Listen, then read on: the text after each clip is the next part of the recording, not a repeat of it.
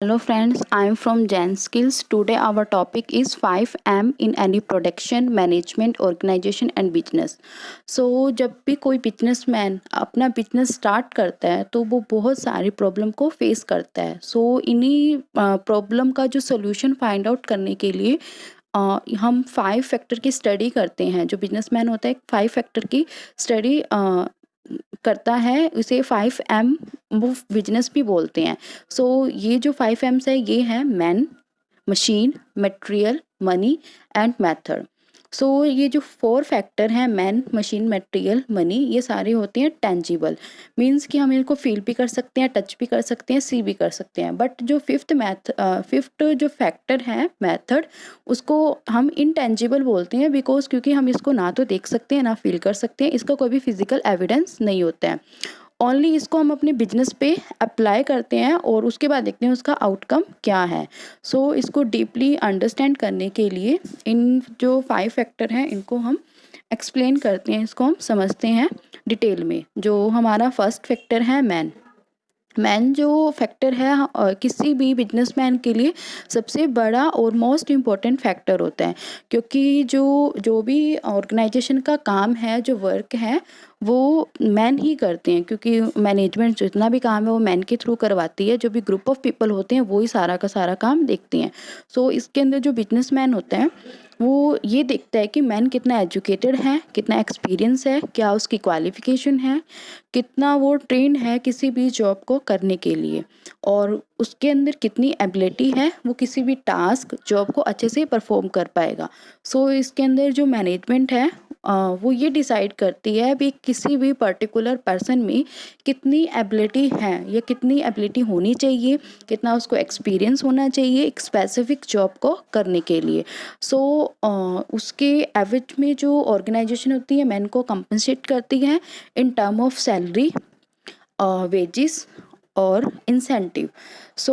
ये जो फैक्टर है एक बिजनेसमैन के लिए बहुत इंपॉर्टेंट होता है. वो इन सभी एरियाज़ को कंसीडर करता है, उसी के अकॉर्डिंग किसी भी मैन का सिलेक्शन करता है. Our second factor is a machine. इसके अंदर जो बिजनेसमैन होता है वो ये देखता है कि मशीनरी और जो भी इक्विपमेंट है ऑर्गेनाइजेशन के, वो किस वे में अरेंज करे ताकि उनका इफ़ेक्टिव यूज़ हो पाए. जो भी रिसोर्सेज है ऑर्गेनाइजेशन के उनका अच्छे से यूज़ हो, जो प्रोडक्शन प्रोसेस है वो अच्छे से स्मूथली रन कर पाए, ताकि जो प्रोडक्शन कॉस्ट है हमारे प्रोडक्ट की वो कम हो जाए और हमारा जो प्रॉफिट है इंक्रीज़ हो पाए. इसके अंदर जो मेन मोटिव होता है किसी भी बिजनेसमैन का यही रहता है कि किस वे में वो मशीनरी, इक्विपमेंट और टूल्स को सेट करे ताकि जो हमारा प्रोडक्शन प्रोसेस है वो स्मूथली रन कर पाए, और किस टाइप की उसको मशीनरी रिक्वायर्ड है अपने बिजनेस को चलाने के लिए, और क्या क्या टेक्नोलॉजी होनी चाहिए. अगर कोई भी टेक्नोलॉजी अपडेट हुई है तो वो उसको अपने बिजनेस में कैसे अपडेट करें. इसी के अंदर जो बिजनेसमैन है, जो भी मशीनरी है, टूल्स है, इससे रिलेटेड जो भी क्वेश्चंस होती है, जो भी प्रॉब्लम्स होती है, उससे रिलेटेड जो भी सॉल्यूशंस है उसको फाइंड आउट करता है और अपने बिजनेस के अंदर एप्लीकेबल करता है. Third factor is a material. इसके अंदर जो भी एक बिजनेसमैन है वो बहुत सारे प्रॉब्लम्स फेस करता है और उसके पास क्वेश्चंस होते हैं कि मटेरियल कैसा वो अपनी बिजनेस के अंदर अडॉप्ट करे.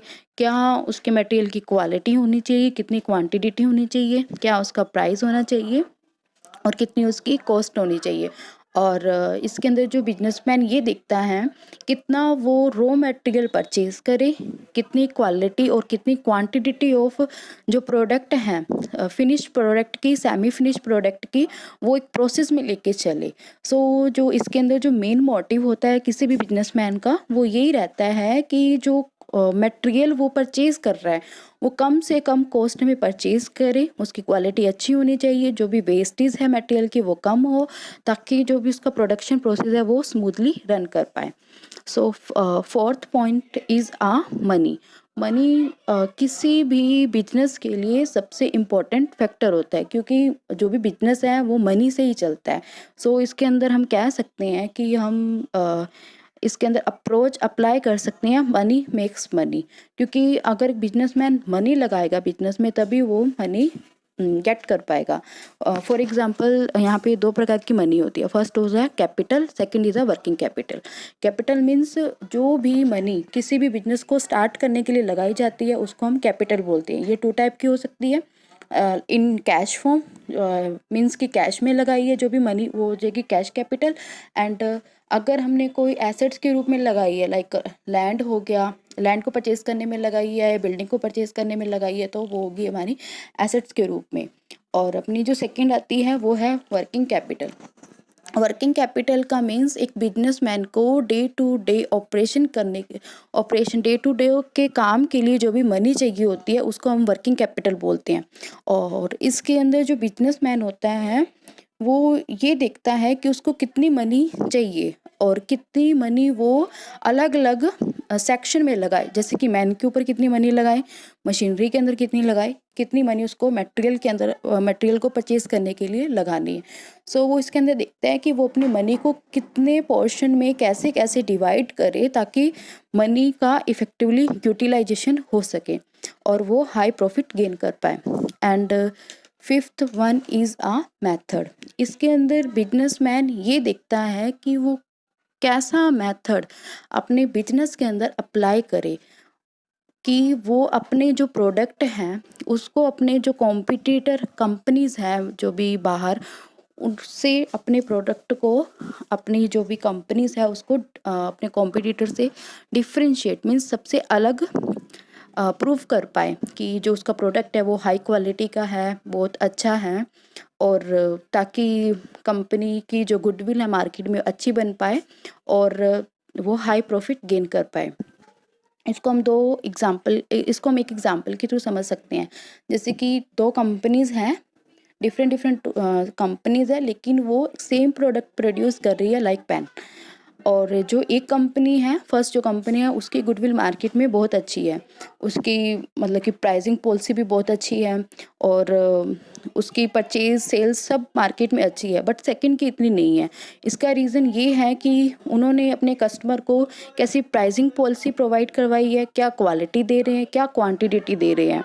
सो जो बिजनेसमैन है उसको इन सभी फैक्टर को कंसीडर करके एक मेथड अप्लाई करना चाहिए ताकि उसके जो भी रिसोर्सेज हैं, लाइक जो मैन है, मटेरियल है, मशीनरी है, उनका इफ़ेक्टिव यूज़ कर पाए और वो कौन सा मेथड मार्केट के लिए या अपनी ऑर्गेनाइजेशन में अप्लाई करे ताकि उसकी गुड अप्रोच बन पाए कस्टमर से, ताकि वो हाई प्रॉफिट गेन कर पाए।